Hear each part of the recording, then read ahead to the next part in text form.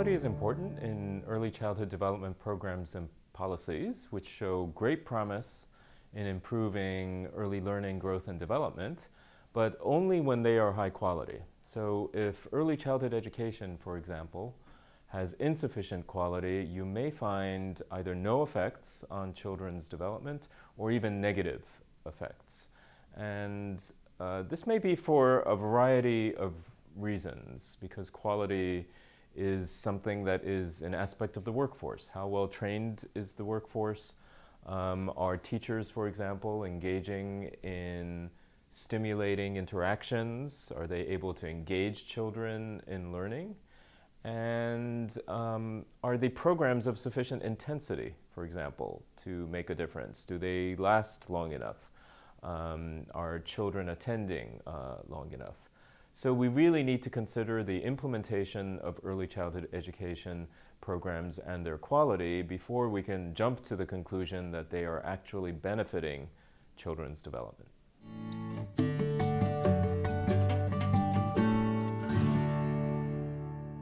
So aspects of quality in early childhood education are quite similar in some respects to the kinds of quality that we think of in primary or secondary education.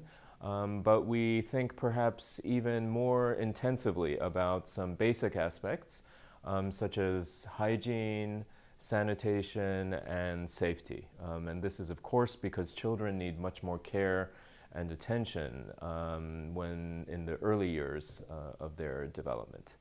We also need to think about inclusion and engagement in early childhood education.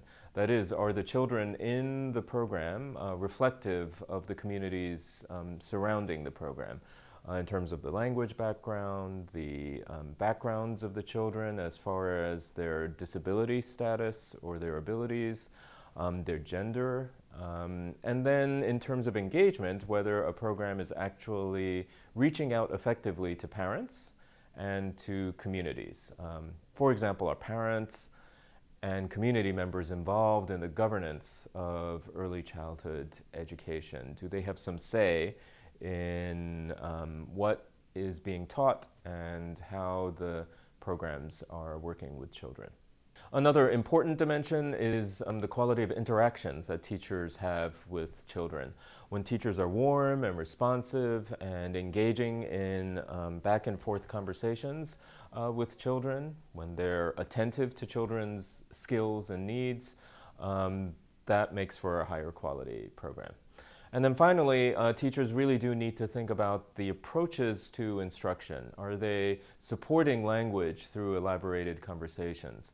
Are they providing support for very early skills around numeracy, understanding numbers, understanding magnitude, understanding different shapes and how spatial relations work? Are they providing support for rich environments in the preschool for print, exposure to books, exposure to letters and words, and connecting them to the everyday lives? And then finally, but perhaps most important, are teachers able to provide opportunities to guide children's play?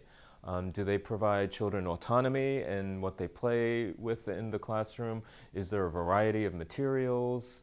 And are the teachers able to not just let children play in a completely unstructured way, but in a way that will advance their actual learning?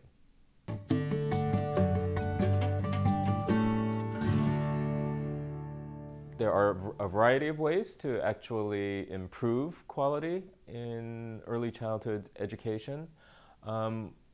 They all build on the fact that teachers and caregivers are adults who need to learn and build their skills. A key way to do this is by observing teachers in the classroom and providing supportive feedback. So there are efforts in Latin America to provide mentoring, for example, and coaching, so that a director of a preschool or a peer, another teacher, comes into your classroom, sees how you're teaching, and gives you supportive feedback.